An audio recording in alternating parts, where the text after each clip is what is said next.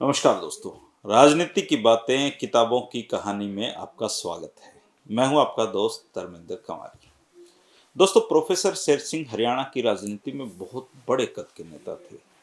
पंडित जवाहरलाल नेहरू ने भी पंडित भगवत से ये कहा था कि तुम झज्जर से चुनाव मत लड़ो, क्योंकि वहां से अगर मैंने भी चुनाव लड़ा तो मैं प्रोफेसर शेर सिंह से हार जाऊंगा। हालांकि नीति देखिए दोस्तों, पंडित भगवत शर्मा ने प्रोफेसर शेर सिंह को हराया, लेकिन बड़े राजनेताओं का जीवन हार जीत से ऊपर होता है। प्रोफेसर शेर सिंह का जीवन भी ऐसा ही था। मेरे हाथ में एक किताब है दोस्तों।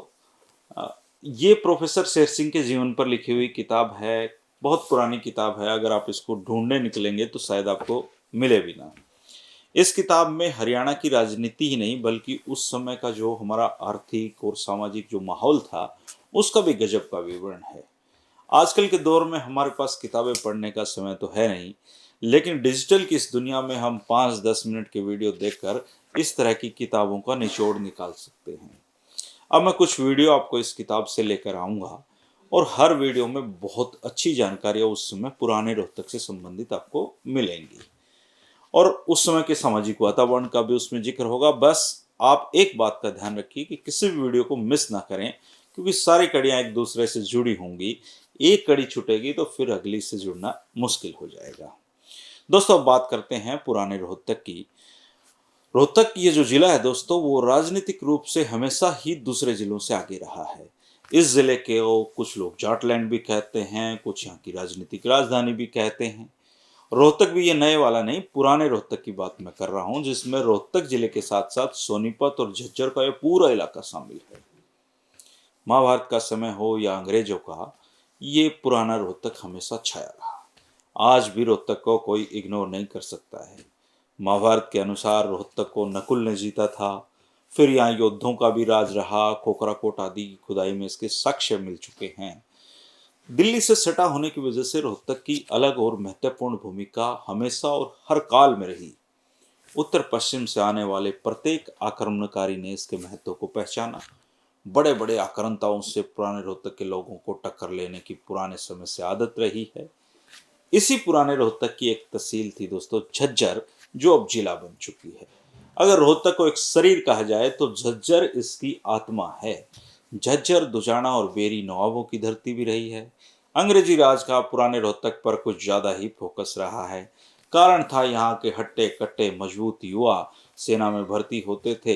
दिल्ली के सिंहासन के प्रति हरियाणा में कभी एक आम राय तो कभी बनी नहीं, क्योंकि हरियाणा में जहाँ अधिकतर एक जगह महमूद शाह को समर्थन था, वही रोहतक और झज्जर का ये जो इलाका है, ये नुसरत शाह के पक्ष में दिखाई देता था। खैर, अंग्रेजों के राज की हम बात करें तो रोहतक, जो पुराना रोहतक है, उस झज्जर तथा बेरी ने उस समय कई तरह के दिन देखे। पहले झज्जर और बेरी सरगना की बेगम समरू के विदेशी पति रेनहार्ट के हाथों में रहे। इसके बाद जॉर्ज थॉमस ने झज्जर और बेरी को संभाला। 1803 में दोस्तों सुरजी अर्जन की संधि हुई थी, और ये पूरा पूरा क्षेत्र अंग्रेजों के हाथ में आ गया। 1824 में अंग्रेजों ने रोहतक को जिला बनाया तो बेरी, महम, कस्बे इसमें शामिल किए गए। जिला रोहतक में विशेष रूप से झज्जर, कोसली और बेरी का प्रथम और दूसरे विश्व युद्ध में विशेष योगदान रहा। इस कालखंड में चौधरी छोटू राम ने समाज के पिछड़ेपन को दूर करने के लिए लोगों को सेना में भर्ती होने के लिए प्रेरित किया। इस वजह से कुछ लोगों ने अंग्रेजों का पिट्ठू कहकर उनकी आलोचना की, लेकिन दूसरी तरफ घर का एक सदस्य जब सेना में भर्ती होकर दो पैसे कमाने लगा तो इसका असर परिवारों पर दिखाई देने लगा। लोग पढ़ाई की तरफ मुड़ते चले गए। यही कारण है कि रोहतक में पढ़ाई का रुझान पुराने जमाने से ही है, और आज भी यह इलाका दूसरे इलाकों से हर मामले में आगे है। असल में कांग्रेस भी यहाँ के युवाओं को सेना में भर्ती होने का विरोध नहीं करती थी, क्योंकि सेना में भर्ती होने का मसला यहाँ पेट से जुड़ा हुआ था। आज भी क्षेत्र के युवा दादा परदादाओं के ट्रैक पर हैं, सेना में जाते हैं, और यहाँ की संपन्नता का सबसे बड़ा कारण ये है। फर्स्ट और सेकंड वर्ल्ड वार के खत्म होने के काल में पंजाब में यूनिस्ट पार्टी का बोलबाला था। यूँ भी कह सकते हैं कि पार्टी तो केवल तब यूनिस्ट ही थी, बाकी तो खाना पूर्ति के लिए मैदान में आती थी। पंजाब के अंबाला डिवीजन यानी हरियाणा क्षेत्र में चौधरी छोटू राम की तुति बोला करती थी। किसानों कमेरों के वो सबसे बड़े नेता थे। कांग्रेस धीरे धीरे करके पांव पसारने की कोशिश कर रही थी, लेकिन यूनियनिस्ट पार्टी का जलवा ही अलग था। इतिहासकार कृष्ण चंद्र दहिया ने अपने शोध में बताया है कि तब हालात तो ये थे कि गांधी, नेहरू, जिन्ना कोई नेता इस इलाके में नहीं थे।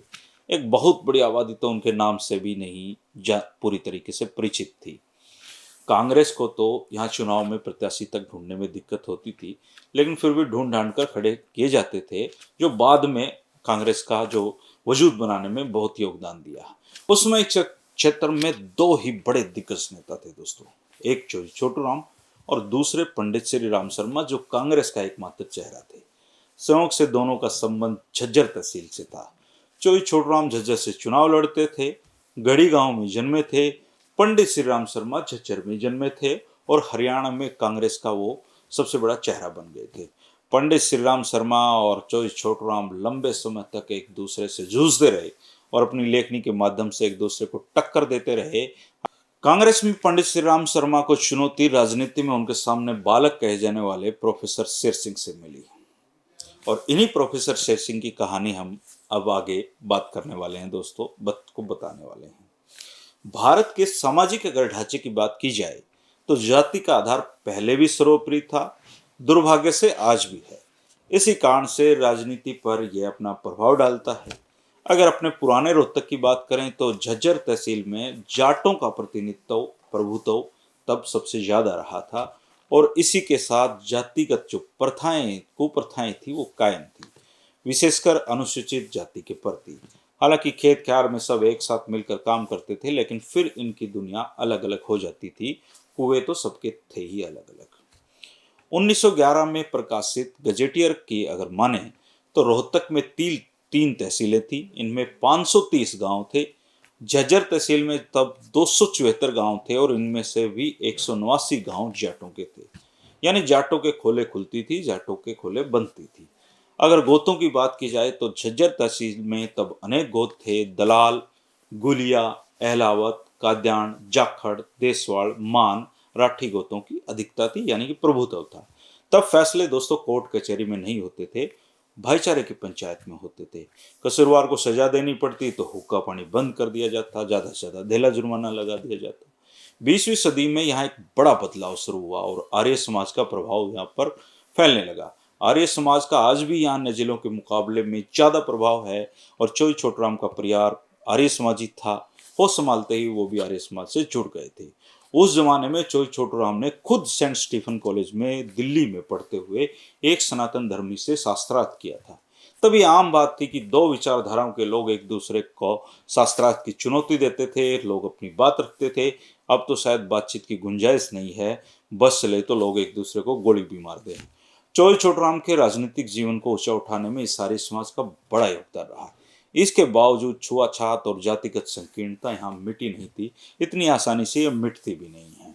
अब हम अपनी कहानी के नायक पर आते हैं। हमारी कहानी के हीरो प्रोफेसर शेर सिंह। रोहतक की झज्जर तहसील के बेरी में नाम का जो कस्बा है, इस कस्बे में पहले भी और आज भी काद्यान गोत्र का प्रभुत्व रहा है।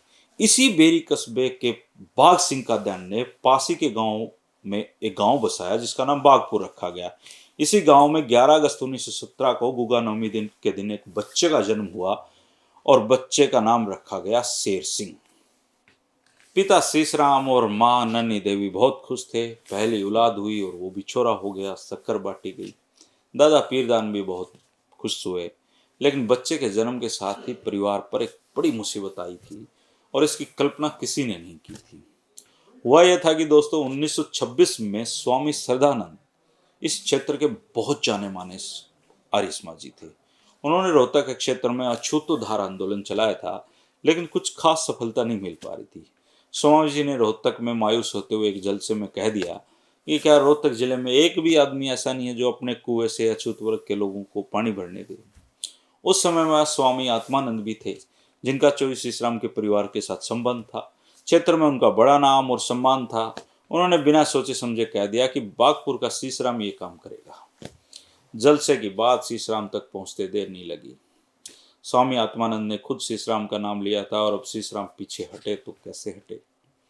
अब तो लोग इस तरह की सामाजिक सजाओं की परवाह ना करें, लेकिन उस समय इस तरह का फैसला एक तरीके से मौत जैसा ही काम था, क्योंकि अगर किसी का हुक्का पानी बंद हो जाए तो एक दूसरे के सहयोग के बिना तब जिंदगी चलाना बहुत मुश्किल काम होता था।